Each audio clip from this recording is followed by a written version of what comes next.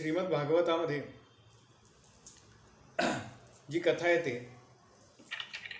Mute करा.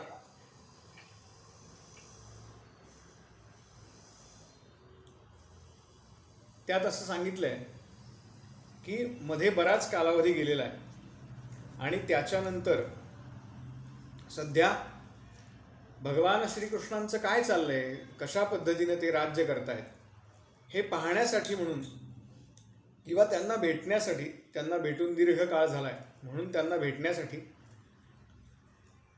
अर्जुनाला युधिष्ठिरांनी, धर्मराजांनी द्वारकेला पाठवलं. आणि साधारणपणे तो जर कालावधी बघितला तर 5-7 दिवस जायला तिथे काही दिवस आणि 5-7 दिवस यायला, असा साधारणतः 15 दिवस 21 दिवसाचा कालावधी लागू शकतो. पण भागवतात असा उल्लेख आहे की पुष्कळ महिने लोटले, 6 महिन्यापेक्षा अधिक काळ झाला आहे. अर्जुन परत आलेला नाही, धर्मराजांना भेटलेलं नाही. त्यावेळेला धर्मराजांना अनेक शंका मनामध्ये येत आहेत.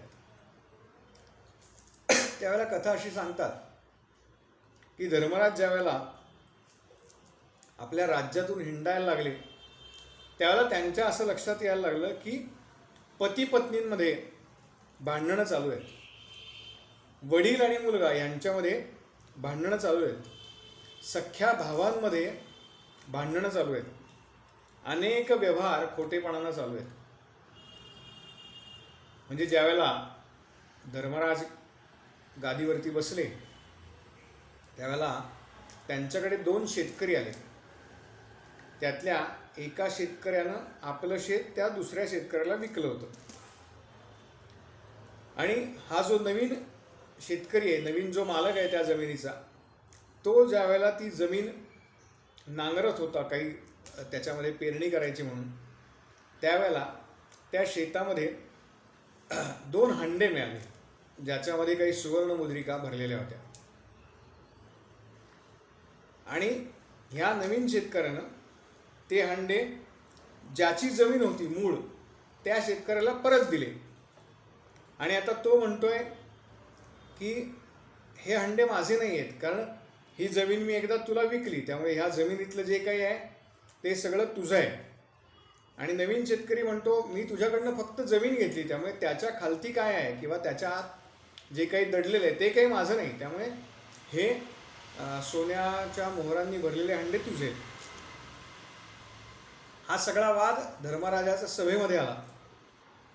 धर्मराजांनी त्याच्यावरती, त्यांना आश्चर्य वाटलं की अशा पद्धतीनं आपली प्रजा इतकी चांगल्या पद्धतीनं वागते, म्हणून त्यांनी ते सोन्याचे अंडे आपल्या राजकोषामध्ये जमा केले आणि नद्यांच्या काठी जे घाट असतात ते घाट बांधण्याकरता म्हणून त्याचा विनियोग व्हावा असं सगळ्यांना, म्हणजे अशी सूचना दिली आपल्या जो कोण त्यांचा हिशोब बघत होता त्याला. आणि कालांतराने ज्यावेळेला ह्या सगळ्या घटना घडत आहेत, म्हणजे काही काळ राज्य केलं आहे आणि आता ज्यावेळेला त्यांच्या राज्यामध्ये तंटे होऊ लागले तेव्हा जवळजवळ 10-1 वर्ष लोटून गेलेली आहेत. आणि त्याच्यानंतर हे दोघेही शेतकरी पुन्हा आले आणि आता ते दोघेही असंच म्हणत आहेत की हे धन आमचं आहे. आणि धर्मराजाला कळेना की काही काळापूर्वी, काही वर्षांपूर्वी हेच दोघं म्हणत होते की हे धन आमचं नाही, माझं नाही, मला नको, हे तू घे. आणि आता जे धन राज्याच्या तिजोरीमध्ये जमा झालं आहे त्या धनाकरता हे दोन्ही शेतकरी असं सांगतायत की हे धन माझे, ते मला मिळालं पाहिजे. स्वाभाविक तोच युक्तिवाद त्यांनी केला की ही जमीन माझी होती म्हणून मला हे धन मिळालं पाहिजे. आणि ज्यांनी विकत घेतली होती तो म्हणतोय की मी ती विकत घेतली आहे, त्यामुळे त्या जमिनीमध्ये जे काही सगळं आहे ते आता माझं आहे. असा वाद या दोघांमध्ये सुरू झाला. धर्मराजाला काही कळेना की असा वाद मुळात कसा काय सुरू झाला. धर्मराज ज्या वेळेला आपल्या राज्यातून फिरत होते त्यावेळेला त्यांनी लोहाराकडे एक वेगळं यंत्र पाहिलं. धर्मराजांनी त्यांना विचारलं की हे काय आहे. त्यानं सांगितलं हे कुलूप आहे. कुलुपाचा शोध हा कलियुगाच्या सुरुवातीला लागलेला आहे. तो म्हणला कुलूप आहे म्हणजे काय, म्हणजे कलियुग सुरू होण्यापूर्वी लागलेला आहे. म्हणजे म्हणला घराच्या दरवाजाला कडी नावाचा प्रकार करायचा, ज्यानं तो बंद होतो आणि त्याच्यावरती हे अडकवायचं. याच्याकरता ही किल्ली आहे, ह्या किल्लीशिवाय हे उघडत नाही. धर्मराज म्हटला ह्याची काय गरज आहे. तो म्हणला मला लोकांनी सांगितलं आहे की आता आमचं धन आहे, आमचं घर आहे ते सुरक्षित नाही आहे, तेव्हा त्याच्याकरता म्हणून ह्या कुलुपाचा उपयोग केला जातो. धर्मराजाला मोठं आश्चर्य वाटलं, त्याला काही याची कल्पना नव्हती. हे कलियुग सुरू होण्यापूर्वीची काही वर्षे, म्हणजे आपल्याला एखाद्या गावाला जायचं असेल तर त्याची तयारी आपण काही दिवस अगोदर करतो बघा. मग प्रत्यक्ष त्या ठिकाणी जातो आणि मग त्या ठिकाणून परत यायला आपल्याला काही कालावधी लागतो. हा त्यातलाच प्रकार आहे. ज्याप्रमाणे पुढचं युग सुरू होणार असतं तेव्हा त्याचे वेध लागतात. त्यामुळे त्या कलियुगामध्ये किंवा त्या युगामध्ये घटना कुठल्या पद्धतीनं घडतील ह्याचे वेध लागले होते आणि त्याचंच कारण म्हणून अशा पद्धतीनं सर्वसामान्य माणसं वागायला सुरुवात झाली होती. आणि जवळजवळ 6 महिने उलटून गेले तरी अर्जुन आलेला नाही. ह्या चिंतेनं धर्मराजांनी एक दिवस भीमाला आपल्या महालामध्ये बोलवलं आणि त्याला विचारलं की काय झालं आहे अजून. भीमसेना मला फार ज्याला आपण म्हणतो अपशकुन होत आहे असं दिसतंय. म्हणजे गाढव किंवा बाकीची सगळी जनावरं जी आहेत, जी अपशकुनी म्हटली आहेत, ती माझ्या उजव्या बाजूनी चालत आहेत आणि उजव्या बाजूनी चालणं अशी जनावरं हे एका अर्थाने अपशकुन म्हटलेलं आहे. किंवा आपण पण बघा डावा डोळा फडफडायला लागला किंवा पापणी लावतीये सारखी, तर अजूनही काही ठिकाणी अशा गोष्टी मानल्या जातात, काही अनिष्ट होणार आहे. तर अशा पद्धतीनं या सगळ्या गोष्टी मला आजूबाजूला दिसत आहेत. भरपूर वर्णन आहे त्या सगळ्या गोष्टींचं. आणि त्याच वेळेला हे असं का होतं आहे, भीमसेनाशी ते बोलत आहेत आणि त्याच वेळेला बरोबर अर्जुन त्या ठिकाणी आलेला आहे. आणि अर्जुनाचा चेहरा बघितला आणि धर्मराजाचं लक्षात आलं की काहीतरी गडबड आहे. नेहमीसारखा याचा चेहरा नाही. तो ज्या कामाला गेला होता ते काही बहुतेक त्यांनी केलेलं नसावं. तेव्हा युधिष्ठिराने अर्जुनाला भरपूर प्रश्न विचारले. त्यात सगळ्यात पहिलं तो म्हणतो की हे बंधू, तू आपल्याला कुळाला जे शोभायला नको अशा पद्धतीचं काही वर्तन केलंयस का.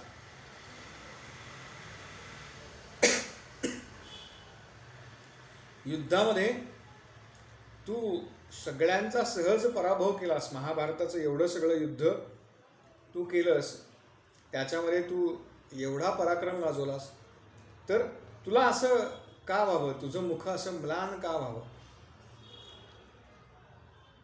मुळामध्ये वृष्णी कुळातले सगळे सुखात आहेत ना, आनंदात आहेत ना.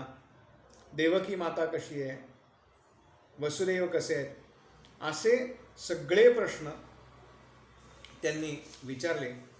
कारण धर्मराजाला असं एकदाही वाटलं नाही की भगवान श्रीकृष्ण निजधामाला गेले असतील.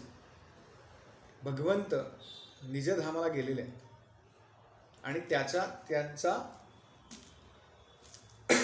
त्यांची भेट होऊ न शकल्यामुळे अर्जुन असा अस्वस्थ आहे. त्यांनी अर्जुनाला अनेक प्रश्न विचारले. त्यात अर्जुनाने एका उत्तरामध्ये सांगितलं की 2 साध्या गवळ्याच्या पोरांनी माझा एका छोट्याशा युद्धामध्ये पराभव केला.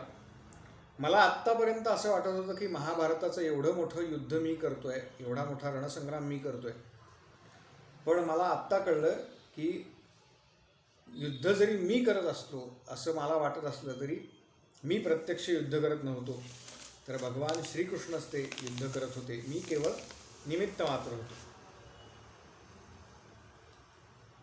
आणि आता भगवान श्रीकृष्ण हे निजधामाला गेलेले आहेत, त्यांचा सहवास आपल्याला कधीही लाभणार नाही, त्यांचं दर्शन आपल्याला कधीही लाभणार नाही. आणि ह्याच्यामुळे मी अत्यंत दुःखी आहे.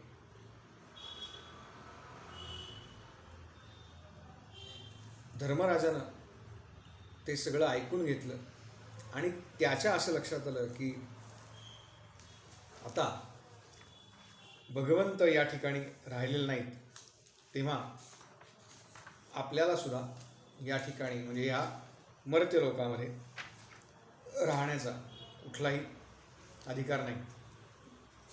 तेव्हा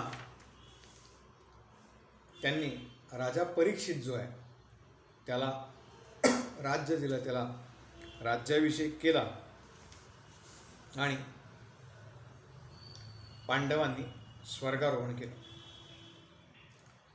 महाभारताचा साधारणपणे एवढाच भाग श्रीमद भागवतामध्ये आहे. पुढे जे आहे ते परीक्षिती राजाची सगळी दिग्विजयाची कथा आहे.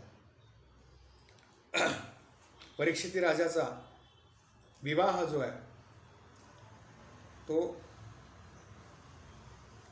त्याच्या आईचं नाव पण उत्तर आहे आणि सासूचं नाव पण उत्तराचं आहे, त्यामुळे गडबड करायची नाही. उत्तरेची कन्या इरावती ही परीक्षितीची पत्नी आहे आणि परीक्षितीला जन्मेजय आधी 4 पुत्र झाले असा उल्लेख आहे. त्यामुळे त्याला एकूण 4 पुत्र होते. त्यातल्या सगळ्यात मोठ्या मुलाचं नाव, पहिला जो मुलगा होता त्याचं नाव जन्मेजय असं आहे. बाकी इतर 3 मुलांबद्दल काही उल्लेख नाही किंवा बाकी त्याच्या एकूण संसारिक ह्याच्याबद्दल कुठलाही उल्लेख भागवतामध्ये नाही. त्यांनी कृपाचार्यांना आचार्य नेमलं आणि 3 अश्वमेध केले. त्यांनी काय काय पराक्रम केले, कशा पद्धतीनं राज्य चालवलं, असा सगळा विषय थोडक्यामध्ये आला आहे. त्याची जातक जे वर्तवलं होतं, त्याची पत्रिका जशी होती त्याच पद्धतीने त्यांनी अत्यंत चांगल्या पद्धतीनं राज्य केलं. आणि एक दिवस परीक्षित राजा रथामध्ये बसून आपल्या राज्यामध्ये हिंडत होता. त्यावेळेला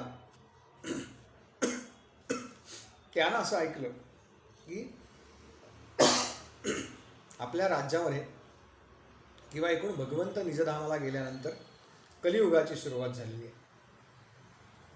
आणि आपल्या राज्यामध्ये फिरत असताना त्यानं असं पाहिलं की एक क्षुद्र पण ज्यानं राजवस्त्र परिधान केली आहे असा एका गाईला आणि एका बैलाला ताडण करतोय, मारतोय.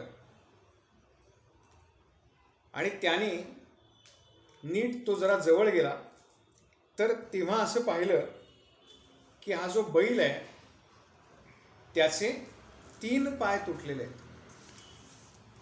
आपल्या सगळ्यांना माहिती आहे की गाय हे पृथ्वीचं प्रतीक आहे. आपल्या धर्मग्रंथामध्ये, पुराणांमध्ये, शास्त्रांमध्ये गाय, गोमाता ही आपल्या पृथ्वीचं प्रतीक म्हणून सांगितलेली आहे आणि बैल हा धर्माचं प्रतीक आहे. तेव्हा त्यानं राजवस्त्र घातली आहेत आणि तो जो मनुष्य आहे तो मनुष्य त्यांना मारतोय. त्यावेळेला हा परीक्षित राजा रथातून उतरला आणि त्याच्या जवळ गेला आणि त्याला मारण्याकरता म्हणून यांनी खड्ग उपसलं.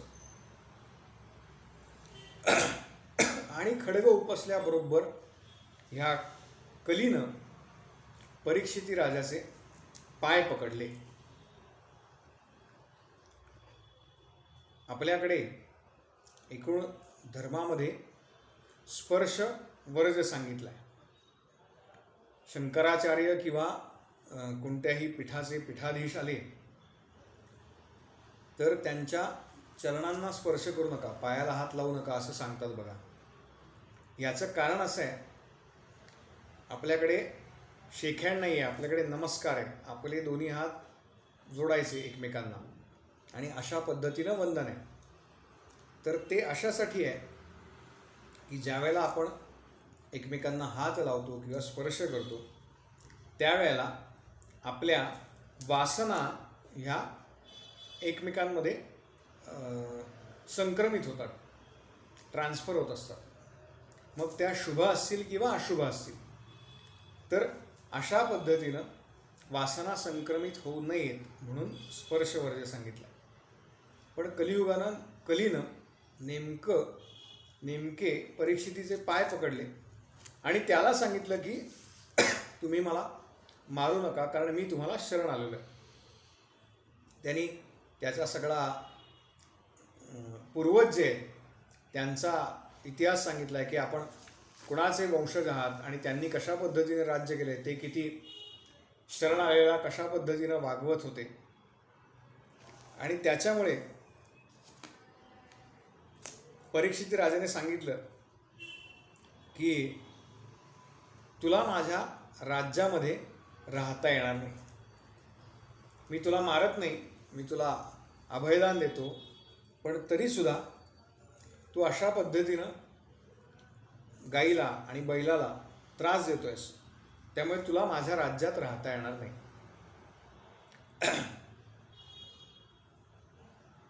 तो कली म्हणाला, म्हणजे मनात म्हणाला बरं का, तो म्हणाला तुझं राज्य किती आहे?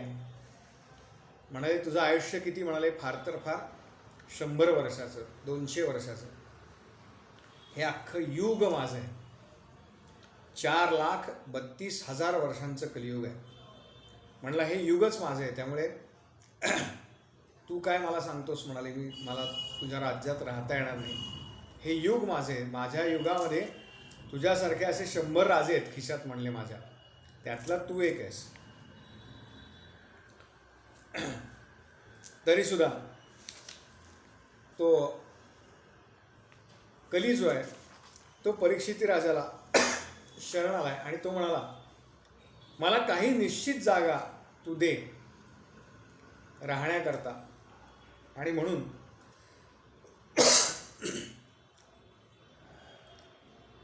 राजानं त्याला 4 जागा दिल्या. त्याच्यामध्ये पहिली जागा आहे ती म्हणजे द्यूत, दुसरं आहे मद्यपान, तिसरं आहे व्यभिचार आणि हिंसा. अशा 4 जागा कलीला मिळाल्या.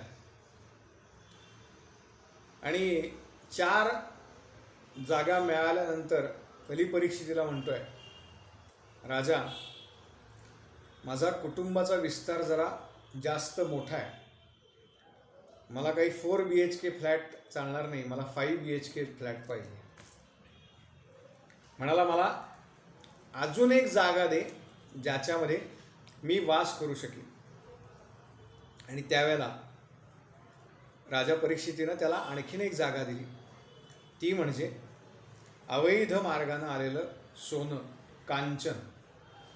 बऱ्याच वेळेला कथेमध्ये सांगताना किंवा ऐकताना तुम्ही ऐकलं असेल की सोनं अशी एक 5वी जागा दिली.